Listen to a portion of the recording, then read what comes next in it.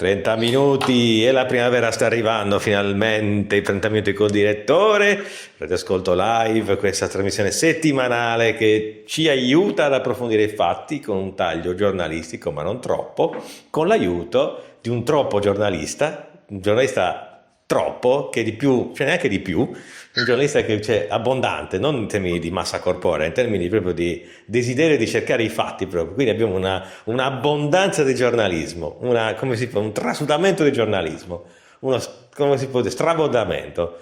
Come il biscotto, esatto, come il biscotto con la marmellata, che premi due biscotti e la marmellata esce, ecco una cosa, trabocca di giornalismo, esattamente. Questo è Simone Spiga, direttore di Report Sedene 24, esattamente. Comunque, il conduttore vi saluta dal basso del suo mal di schiena, che sta cercando in qualche modo di curare. Io dal raffreddore. E dal raffreddore, quindi il raffreddore dal mal di basso del mio schiena. raffreddore. Colgo l'occasione, visto che si parla di malanni, per sottolineare il fatto che la sanità pubblica sta facendo veramente schifo. E noi siamo ancora convinti, e forse anche in parte è vero, di avere i sistemi sanitari pubblici migliori del mondo. In parte è vero, per carità, perché comunque sia, finora il sistema sanitario italiano comunque ha una buona fama di essere pubblico, di essere ancora di buoni livelli.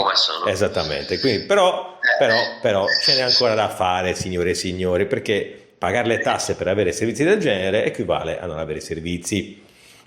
Non va bene. Le prestazioni sanitarie stanno sempre più diventando una questione di reddito, quindi bisogna pagare, non va bene. Lo scopo del pagamento delle tasse è garantirsi di servizi buoni. Non si può pensare che, a parte il fatto che non bisogna certo, naturalmente, se non è una giustificazione per evadere le tasse, no, è un incentivo a protestare sempre di più per avere i diritti che ci spettano pagando noi le tasse. Quindi protestare, senza se e senza ma, civilmente, ma protestare. Non bisogna fargliele passare lisce, anche altrimenti si corre il rischio veramente di andare verso quella strategia che ha delineato benissimo uno dei nostri ultimi ospiti, Andrea Tosato, durante la nostra puntata, che è appunto quello di privatizzare sempre più, impoverire sempre più la sanità per cercare di dare spazi ai privati. Non va bene così. Se abbiamo un sistema sanitario pubblico e ci paghiamo sopra i nostri contributi, deve funzionare adeguatamente. E chissà che la giunta nuova regionale... Ti ascolto, sei sempre molto moderato nell'affermare le cose. Sì, usi le paroline proprio moderate. Ci sarebbero 4 parole da dire. Sì. Siete delle teste di cacchio e state governando male la sanità e noi paghiamo le tasse per un servizio che non esiste. Questa era io però voglio essere... Mi piace essere più delicato, proprio netto comunque. Infatti, no, sei un ragazzo fantastico. Grazie per il ragazzo, grazie per il ragazzo. E comunque tenete conto una cosa, che abbiamo raggiunto a regionale in insediamento, quindi chissà cosa combinerà per quanto riguarda la sanità. Staremo a vedere proprio. Non ne voglio. Non ci sono ancora le proclamazioni degli eletti, aspettiamo e poi vediamo. Certamente. Comunque, diamo la parola al direttore. Caro direttore, da dove vuoi cominciare oggi? Io vorrei parlare di russofobia. Bene. Perché sono successi nell'ultima settimana 2 fatti cresciosi in Sardegna e soprattutto nella zona del Cagliaritano. Il primo riguarda la festa promossa dall'associazione Lara, che è l'associazione dei sardo-russa, quindi della comunità russa in Sardegna, che ha promosso per domenica una festa, il carnevale slavo, che si sarebbe dovuto svolgere in piazza Liori a Capoterra. Il comune di Capoterra aveva concesso tutte le autorizzazioni possibili e immaginabili, quindi la festa si sarebbe dovuta svolgere tranquillamente senza nessun tipo di problema, e invece all'ultimo il comune di Capoterra ha, dalle informazioni che abbiamo, su pressione della comunità ucraina e da parte del consolato ucraino, ha annullato il tutto. Quindi l'associazione LADA all'ultimo momento ha dovuto trasferire la manifestazione, che si chiama Maslenica, che è il carnevale slavo, in un agriturismo, il Pavone, in località Suttili, sempre a Capoterra. La manifestazione inizierà alle 12 di domenica 17 fino alle ore 21. Sarà un momento di festa per le comunità slave tutte della Sardegna, quindi non solo la comunità russa, degustazione di prodotti tipici, bancarelle con artigianato e hobbistica, laboratori manuali e creativi per i bambini, animazione, insomma tante belle cose riservate alle famiglie. E ci chiediamo, e mi chiedo, per quale ragione il comune di Capoterra abbia voluto accettare le intimidazioni da parte di una minoranza che pretende di avere un'unica verità e pretende di imporre il proprio modello, ed è anche questa una forma di russofobia. Però non è l'unica vicenda avvenuta a Cagliari, perché non più tardi di 3 giorni fa il negozio che vende prodotti russi via Monti a Cagliari è stato imbrattato da alcune scritte fatte con la bomboletta, tra cui la Z con la scritta uguale con la svastica, e quindi insomma anche quello è un atto molto grave che ritengo sia inaccettabile, e ho espresso la mia solidarietà alla comunità russa in questa fase così delicata. Assolutamente. E volevo partire da questo. Mi associo. Vergognoso, perché comunque sia, al di là della divergenza di opinioni, queste sono manifestazioni che ricordano le peggiori dinamiche politiche dei peggiori periodi del nostro paese. Certo. Non si fa, mi spiace tanto, non si indulge in questo genere di manifestazioni. E mi stupisco che non sia stata tanta ampia risonanza a questo genere di cose. Cioè, va in un senso o non va nell'altro. Cioè, si può ricoprire di sterco qualcuno senza impunemente, poi se qualcuno osa dare una critica, esprimere una critica per qualche altro argomento, noi sappiamo bene di cosa stiamo parlando, viene tacciato di essere filo questo, filo quell'altro, fascista, nazista o cose di questo tipo. Cioè, vergognoso. Il razzismo sdoganato non va bene, mi spiace tanto, non va bene. Prego Simone. Questa è la situazione, questo è quello che sta avvenendo, è opportuno dare dei segnali precisi, forti. Si sta valutando anche la possibilità di fare una piccola manifestazione di solidarietà davanti al negozio, giusto per dare un segnale. Certo. Che può essere utile un po' per tutti. Anzi, guarda, soprattutto perché serve per riunire una comunità che comunque è una comunità importante, che vive in Sardegna da tanti anni. Certo. Quel negozio è aperto da più di 15 anni, voglio dire, di che stiamo parlando? Assolutamente, a parte quello, ma in ogni caso comunque sia, non c'è anzi sarebbe interessante magari un giorno avere anche un ospite magari qui da noi, la comunità russa, per un rappresentante della comunità russa, per dare voce anche alla comunità russa, perché qua tutti quanti a dare voce alla comunità ucraina, massimo rispetto, nessuno però dà voce alla comunità russa, che non mi sembra abbia architettato nessun tipo di attentato terroristico o attività di intelligenza col nemico, tra virgolette, ammesso che nemico ci sia, secondo me non c'è in questo periodo in Italia e in Sardegna, per cui non mi pare che ci siano attività sovversive in corso a cura della comunità russa, quindi tutto questo è assolutamente ingiustificabile per quanto mi riguarda, a parte che non sarebbe a prescindere, non siamo in guerra e con tutta probabilità non ci entreremo, anche se qualcuno vorrebbe il contrario. Comunque, a proposito di questo, certo, però bisogna dire due cose, certo, perché noi abbiamo a fianco a casa nostra, a fianco all'Italia, un pazzo scatenato che si chiama Macron, il quale ha annunciato che lui è pronto a inviare dei soldati francesi in Ucraina, partendo dal fatto che già i soldati ci sono e lo sappiamo. sì, Tra altre cose c'è stato un attacco in un albergo da parte della Russia, non più tardi, un paio di mesi fa, sono morti diversi funzionari militari francesi e non solo. Non aggiungo altro perché dalle fonti che ho io non confermate c'era forse anche un italiano, ma comunque lo tanto per cambiare, entro breve. Però il fatto che lo dica ufficialmente così chiaramente peggiora la situazione. certo, è un molto grave. Stiamo cercando il conflitto mondiale a tutti i costi, lo stiamo cercando noi, non la Russia, e questo è palese. E quindi se la Russia decide di inviare delle truppe sul confine con la Finlandia, devo dirti che dal loro punto di vista fanno bene, visto e considerato che continuiamo a bagliare al confine, che continuiamo a provocare, che continuiamo a creare problemi, e ovviamente la Russia non può non reagire. Questo è chiaro, ma a parte quello, ma non solo sul lato russo intende oltrepassare il confine con i paesi della NATO, gliene può importare di meno, sono lì, rispondono a una provocazione, sono lì, ma non intendono, cioè non saprebbero cosa farsene di invadere l'Europa, anche perché invaderebbero un continente in rovina, chi glielo fa fare? Cioè, a fare una cosa del genere quando tre quarti del mondo che sta combattendo con loro, quindi che se ne fanno di questa Europa malmessa? Assolutamente niente. E l'abbaiare, come dice Jorge Bergoglio, continuo della NATO ai confini della Russia, questo genere, ho citato Jorge Bergoglio, mi odieranno moltissimo gli aderenti, insomma i vari movimenti tipo Piccolo Resto, cose di questo tipo, vabbè, è un'opinione e io oggi cito le opinioni. Comunque, tornando a noi, è una questione, diciamo, di provocazione continue. Alcuni governanti NATO vogliono la guerra, non l'Europa, i governati d'Europa, che è diverso. I popoli la vogliono un po' meno e io non penso che anche se qualcuno la pensa diversamente da me, non penso che i francesi accetterebbero di buonissimo grado il fatto di mandare soldati per una guerra che non riconoscono come propria, non ha niente a che vedere con la difesa della patria, cosa molto sentita dai francesi e lo sappiamo.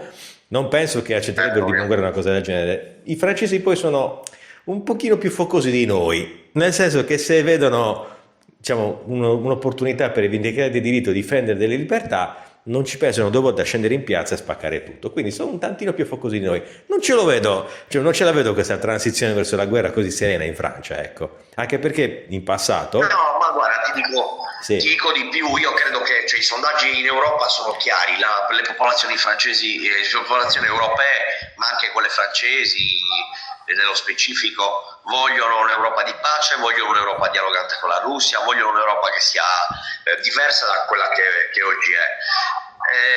Quindi io ti dico, la vedo seriamente difficile arrivare a una guerra vera e propria contro la Russia, perché poi saranno i popoli a decidere, non tanto i nostri governanti che cambieranno e ci toglieremo dai coglioni anche questi. Cioè, è chiaro, non solo i popoli, certo, non solo i popoli, ma anche i generali. Certo, ci sono cose curiose, no? Perché poi quando uno dice questa guerra, ti ricordi? Io me li ricordo tutti, mi ricordo Calenda, mi ricordo Conte, mi ricordo la Meloni, facciamo le sanzioni contro la Russia, armiamo l'Ucraina per far crollare l'economia russa. Ha funzionato. Sì, allora, la notizia di stamattina, ti do un dato di questa mattina, che non è un dato così, No. Il PIL in Russia cresce del 3%. Ecco, con buona pace delle sanzioni. No, di stamattina, non è di chissà quanto. Così.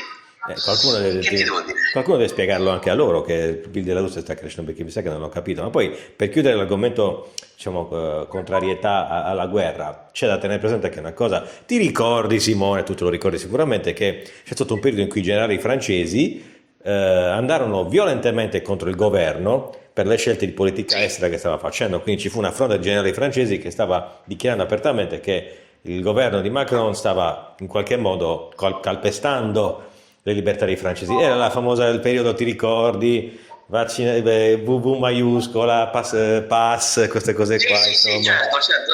Ci fu una fronda di generali che disse chiaramente, si scagliò violentemente contro il governo, affermando che stavano calpestando le libertà dei francesi. Quindi non ce li vedo questi stessi generali a, diciamo così, essere così proni e tranquilli nell'andare in guerra contro la Russia. Non ce li vedo proprio. Quindi c'è un dibattito, c'è un'opinione pubblica anche a un certo livello molto contraria a questo genere di dinamiche, quindi non è tutto oro quel che luccica, ecco, per capirci. Comunque non c'è dubbio. Comunque andiamo avanti. Questa è la situazione. Io sono stupefatto ogni volta che guardo i dati economici, sono sempre più stupefatto. Vedo il crollo dell'economia europea e poi vedi la Russia, il PIL che cresce del 3%, e uno poi si chiede: ma di che cazzo stiamo parlando? Perché abbiamo deciso di entrare in una guerra che veramente non è... È una bella domanda, perché stiamo cercando di darci delle risposte anche qui dal Ascolto Live con gli esperti, insomma, che di volta in volta diciamo così, parlano con noi, ci danno delle teorie, delle ipotesi, delle analisi, ecco. Comunque, c'è altra Europa da raccontare o vogliamo andare a casa nostra Italia, casa nostra Sardegna? Sì. Allora, andiamo a casa nostra Sardegna. Sì. Allora, lo dicevamo prima, l'abbiamo accennato, non c'è ancora la proclamazione degli eletti, quindi di conseguenza non è stata ancora proclamata neanche la presidente vincitrice, la Tode, e di conseguenza non si può fare ancora neanche la giunta la giunta regionale. I dati, i numeri dicono che entro la settimana prossima dovremmo avere la proclamazione, però stanno proprio in tribunale, proprio in queste ore stanno verificando i verbali elettorali della circoscrizione di Cagliari, che è quella più corposa. Sono stati consegnati proprio oggi e quindi si lavorerà su quelli. Tieni presente che noi stiamo parlando di una burocrazia che è molto lunga. Beh, sì. Insomma, ci sono. Allora, secondo i dati, ecco, ti dico un po' le informazioni. L'ultima circoscrizione, che è quella di Cagliari, verrà verificata, poi da lì dovrebbe esserci la proclamazione ufficiale degli eletti, che potrebbe essere, potrebbe avvenire massimo martedì prossimo. Bene. Quindi martedì di 19. Bene. Di martedì 19. Però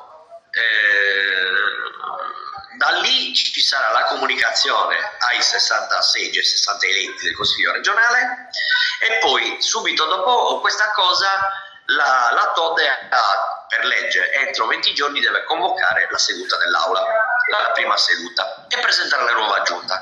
Questa è la tempistica. Certo. Diciamo che prendendola alla lunga, noi i primi giorni di aprile avremo la giunta regionale. Bene. Buono. Quindi questi sono i numeri in ballo.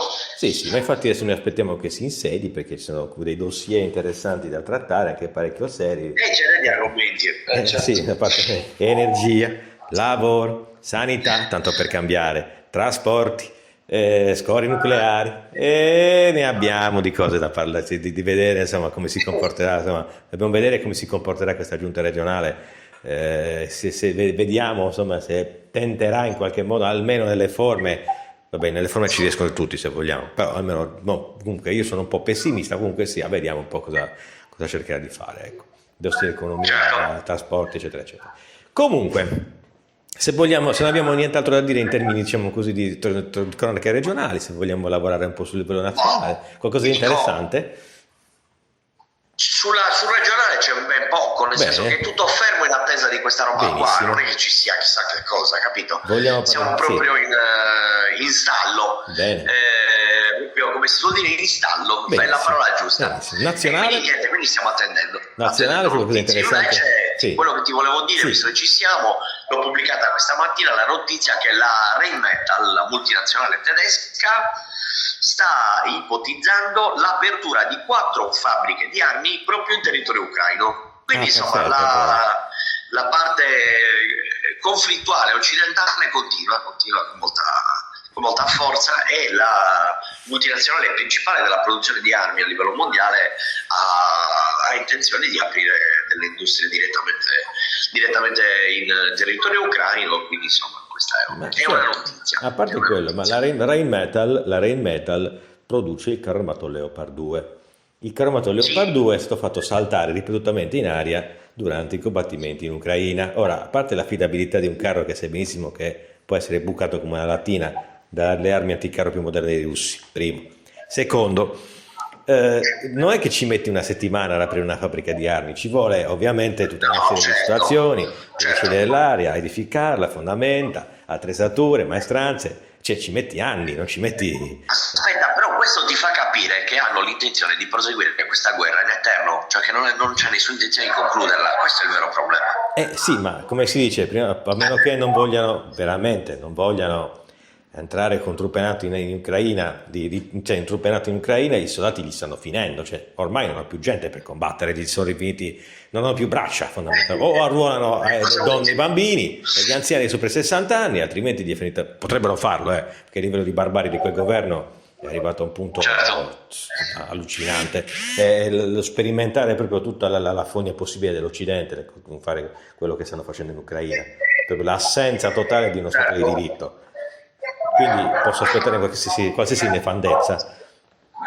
Il discorso è che ovviamente anche lì ci sono voci, ne abbiamo parlato anche durante la chiacchierata con Stefano Orsi, voci di fronde di generali che non hanno molto in amore questo regime, che vorrebbero in qualche modo una svolta.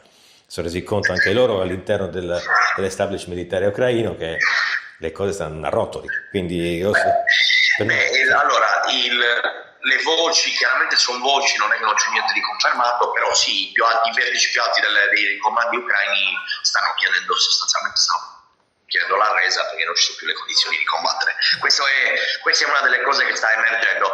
Poi, ripeto, la situazione è sempre complicata sul campo ed è molto diversa un po' da come ci raccontano, certo. Nel senso che noi abbiamo sempre sentito dell'offensiva ucraina che stava andando bene, poi alla fine dei conti l'offensiva ucraina è stato veramente un disastro. Sì. Sotto tutti i punti di vista. Sai, queste cose poi pesano. Tutto ovviamente è responsabilità dei mass media occidentali che ci hanno raccontato che la guerra era praticamente vinta, invece la guerra ovviamente non era vinta, ma anzi lo dico da più di un anno che la guerra è vinta dalla Russia, ma insomma che bisogna aspettare forse i momenti propizi per capirlo, per farlo capire, però la situazione è questa. Non lo so, io sono stupefatto perché poi leggi veramente nei giornali leggi delle cose sul conflitto e comunque sulla Russia, sulla situazione che sono ridicole. Adesso ti faccio un altro esempio pratico, perché poi da ieri si vota in Russia, no? Sì. Si vota per il nuovo presidente. Ecco, Simone, scusami, la notizia che la stampa italiana sta dando è vincerà sicuramente Putin perché non ha avversari. Ma stranamente però c'ha 3 avversari, altri 3 sono candidati presidenti. Poi è chiaro che Putin è molto più forte, è chiaro che Putin tendenzialmente vincerà le elezioni, ma questo non significa che non ci sono gli altri. Allora io volevo sì. Però ci raccontano che non ha avversari, che ha ucciso i dissidenti, che ha arrestato i dissidenti, che non c'è opposizione. Ci sono altri 3 candidati. Appunto, io volevo aprire una parentesi così finalmente sfatiamo questo mito, che è un mito del cavolo. Allora, dicono, la Russia non si vota, in Russia è il candidato unico, allora, chiariamo, esistono i partiti di opposizione in Russia e la Russia in questo momento è in guerra e si sta votando in un paese in guerra, perché la Russia è entrata anche se la chiamano operazione militare speciale, comunque in guerra, ok? E ci sono i partiti di opposizione in Russia che non vengono né chiusi né sciolti, né i candidati vengono arrestati. Ci sono, e sono anche, ok, candidati e partiti che criticano ferocemente Putin, non vanno molto per il sottile. Sbaglio? Vogliamo fare una carrellata di questi candidati, di questi... No, confermo, non c'è dubbio. Poi è vera una cosa, che in Russia diciamo che i principali partiti, anche dell'opposizione, sull'operazione speciale sono più o meno allineati alle posizioni di Putin, nel senso che un po' tutti stanno dalla parte del conflitto, però i partiti ci sono. Allora, giusto per intenderci, oltre a Putin, il candidato oggi alle elezioni c'è Leonid Slutsky, che è candidato un conservatore nazionalista. Poi c'è Nikolai Karitonov, che è il candidato del Partito Comunista Russo. E poi per finire c'è Vladislav Davankov, che è un giovane uomo d'affari, deputato della Duma e fondatore di un nuovo partito che si chiama Nuovo Popolo, che non sono con Putin. Cioè, voglio dire, di cosa stiamo parlando? Realmente, cioè, è una disinformazione totale su quello che sta avvenendo. E i partiti in Russia sono tantissimi. Adesso l'elenco completo non me lo ricordo, dovrei cercarlo, però sono tantissimi partiti. Invece, perché dobbiamo dircela tutta, in Ucraina, oltre al fatto che hanno rimandato le elezioni, oltre al fatto che i partiti dissidenti sono stati sciolti, oltre al fatto che hanno arrestato tutti gli oppositori politici, cioè di che stiamo parlando? Sì, appunto, perché tutti quanti stanno parlando di Navalny, senza pensare che Navalny ha il 2% di gradimento in Russia come movimento politico, ok? 2%. Ed era quello che era, perché ovviamente tutti quanti quelli che hanno voluto approfondire sanno chi era Navalny, cosa faceva, quindi non mi dilungo perché ci sono informazioni abbastanza esaurienti su internet perché vuole andare a cercare. Quindi c'è il resto anche del panorama politico russo che esiste, non è che è stato eliminato o sciolto, sì, hanno un'opinione simile sulla guerra, sulla situazione militare di adesso, ma addirittura c'è chi, come i comunisti, considera Putin troppo morbido. Siamo arrivati, considerano moderato rispetto a come sta gestendo Quindi ci sono anche forze più estreme di quelle, diciamo così, che vengono rappresentate secondo l'Occidente dalla dalla politica di Putin. Quindi immaginatevi, cioè, per loro questo è il approccio moderato. E ti aggiungo, c'è anche un'altra questione: a sinistra, soprattutto nella sinistra, è pieno di partiti extraparlamentari, sono una marea, dai comunisti di Russia al Partito della Libertà Popolare, il Fronte di Sinistra, l'Avanguardia della Gioventù Rossa. Ci sono una marea di movimenti politici in Russia che lavorano, che fanno attività e attivismo tranquillamente senza nessun tipo di problema. Cioè, io veramente a volte mi chiedo, ma perché dobbiamo parlare di cose che sono diverse da come invece sono? Sì, infatti, perché secondo la vulgata occidentale, cioè, ogni giorno sì o no arrestano gli oppositori, vietano le manifestazioni, picchiano la gente, mandano la gente in Siberia. Sì, magari qualche criminale lo manda in Siberia, sì, anche come mandiamo noi i criminali delle carceri sperdute, loro mandano i criminali peggiori in Siberia, non è strano. Ma qui si tende a confondere il fatto che c'è la protesta legittima politica che ci deve essere in ogni paese, il diritto di manifestare ci deve essere in ogni paese, ok? Non deve essere confuso con l'ingerenza contaminata da eventuali intelligence straniero, perché se anch'io fossimo in Italia e l'Italia avesse intrapreso, diciamo così, una guerra contro gli interessi di un'altra nazione, questa altra nazione avrebbe tutto l'interesse a creare, mandare agenti provocatori o finanziare i movimenti politici che potessero in qualche modo creare instabilità in un paese che comunque sta contrastando militarmente i miei interessi, quindi avrei tutto l'interesse di destabilizzare quel paese. Lo fanno gli Stati Uniti da un secolo quasi, e ci stupiamo di quello che sta succedendo adesso in Ucraina, dicendo che secondo noi la Russia è liberticida. Ci siamo dimenticati la CIA, l'Iran, siamo dimenticati il Cile, siamo dimenticati Nicaragua, siamo dimenticati Sud America, Centro America, il cortile di casa, Cuba. Tutto dimenticato? No, evidentemente c'è questa tendenza politica che fatta da uno schieramento è difesa della libertà, fatta da un altro è appunto soppressione delle libertà individuali. Sembra il discorso di 2 pesi, 2 misure. Comunque.